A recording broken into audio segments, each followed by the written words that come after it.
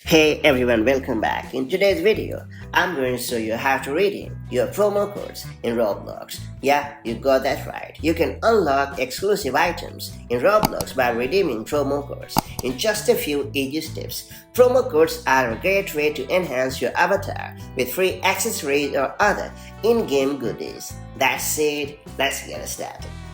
So first up, you have to find a valid Roblox promo code. These codes are often shared by Roblox on their official social media accounts or during special events. Then make sure the code is still active, as expired codes won't work. And then you have to open a web browser and navigate to the official Roblox promo code redemption page at roblox.com/redeem. And then you have to log into your Roblox account if you haven't already. And in the text box provided, you have to type or paste your promo code carefully to avoid any typos.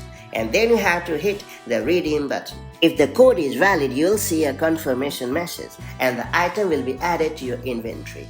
You can then check your reward by going to your avatar section and equipping the new item. Then you can start customizing your avatar or using the item in games that support it. And that's it. Now enjoy your free Roblox items. If this guide was helpful to you, give it a thumbs up and subscribe for more such handy tips and tricks. And I'll catch you up in the next one. Take care. Bye-bye.